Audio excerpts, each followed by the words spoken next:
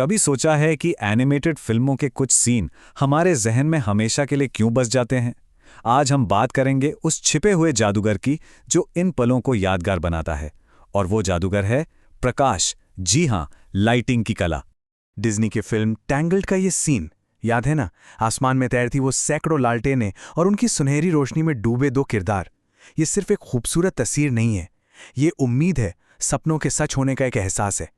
पर सवाल ये है कि इस जादू के पीछे का असली राज आखिर है क्या? तो आखिर ऐसा क्या है इस सीन में जो इसे इतना जादुई बना देता है? हाँ बिल्कुल, कहानी है, संगीत भी है, इन सब का बहुत बड़ा हाथ है। लेकिन एक और चीज है, एक ऐसी चीज जो बिल्कुल चुपचाप अपना काम कर रही है और सीधे हमारे दिलों को छू रही है। और वो चीज है प्रकाश। जी हां, लाइटिंग। ये सिर्फ सीन को रोशन करने के लिए नहीं होती, लाइटिंग खुद एक कहानी सुनाती है। तो चलिए आज इस अनकही कला की गहराइयों में उतरते हैं। इसको ऐसे समझिए जैसे किसी फिल्म का म्यूजिक हमें हंसाता है या रुला देता है, ठीक वैसे ही लाइटिंग भी बिना एक शब्द कहे हमारी भावनाओं को जगाती है। ये वो भाषा है जो सीधे हमारे दिल से बात करती है। तो समझने वाली बात यह है कि एनिमेशन में प्रकाश की हर किरण, हर एक परछाई का कोई ना कोई मतलब होता है। वो सिर्फ सीन को रोशन नहीं करते, बल्कि कहानी को आगे बढ़ाते हैं। और यही आज की हमारी पूरी बातचीत का सार है। तो सवाल उठता है कि लाइटिंग आर्टिस्ट आखिर ये जादू करते कैसे हैं? असल में कहानी कहने के लिए वो 3 मुख्य लक्ष्यों पर काम करते हैं। चलिए एक एक करके इन्हें समझते हैं। ये 3 लक्ष्य हैं। सबसे पहला, चीजों को एक आकार देना, जिसे कहते हैं विजुअल शेपिंग। दूसरा, सीन का मूड यानी माहौल सेट करना। और तीसरा, देखने वालों का ध्यान ठीक उस जगह पर खींचना जहां जरूरी है। तो आइए इन तीनों को जरा और गहराई से समझते हैं।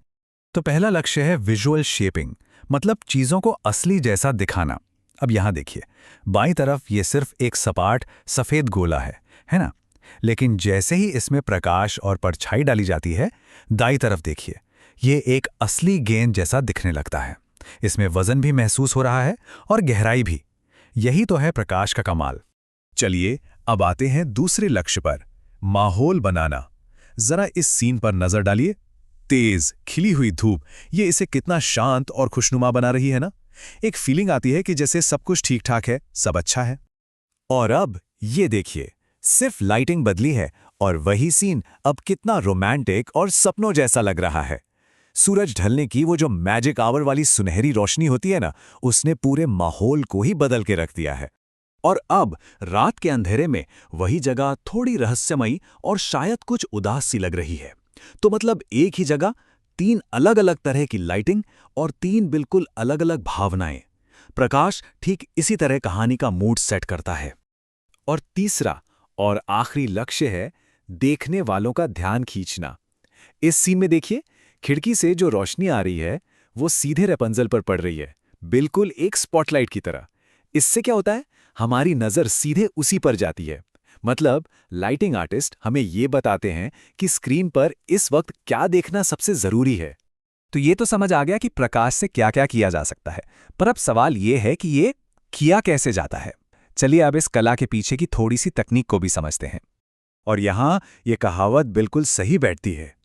एक अच्छा लाइटिंग आर्टिस्ट सिर्फ कोई सॉफ्टवेयर चलाना नहीं जानता, बल्कि वो प्रकाश के पीछे के विज्ञान और उसकी कला दोनों को समझता है।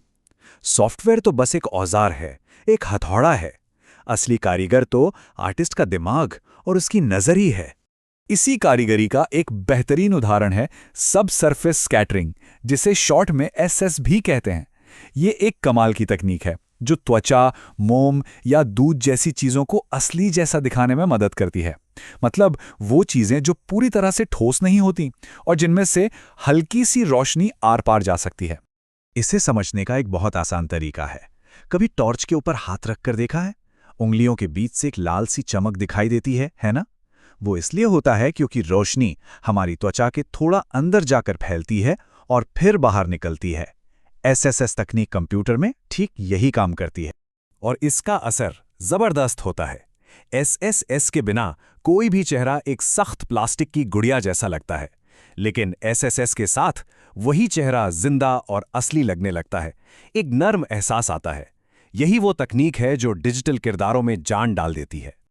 और हाँ, ये सिर्फ त्वचा के लिए नहीं है। सोचिए, एक मोमबत्ती की वो नरम सी रोशनी, या संगमरमर की मूर्ति से छनकर आता हुआ प्रकाश, या फिर अंगूरों की वो रसीली सी चमक, इन सभी चीजों को असली दिखाने के लिए एसएस का ही इस्तेमाल होता है। तो हमने देखा कि कैसे कला और तकनीक जब ये दोनों साथ मिलती हैं तो प्रकाश को एक बहुत ही शक्तिशाली कहानीकार बना देती हैं। एनिमेशन की दुनिया में कुछ भी बेवजह नहीं होता। किसी सीन में सूर्यास्त के मूड से लेकर किसी किरदार के चेहरे पर दिख रही वो कोमल सी चमक तक, हर चुनाव के पीछे एक कहानी कहने का फैसला होता है। एक किताब में बहुत खूबसूरती से कहा गया है, ये एक लाइटर का काम है कि वो उस दुनिया को खूबसूरत बनाए, उसे आकार दे, जीवन दे और एक ऐसी आत्मा दे जिसे कभी भुलाया ना जा सके। तो अगली बार जब कोई एनिमेटेड फिल्म देखें तो सिर्फ किरदारों और कहानी पर ही नहीं, जरा उन पर पड़ रही रोशनी पर भी गौर कीजिएगा और मन में ये सवाल जरूर आए कि ये प्रकाश क्या महसूस कराने की कोशिश कर रहा है। यकीन मानिए, फिल्में देखने का एक बिल्कुल नया नजरिया मिल जाएगा।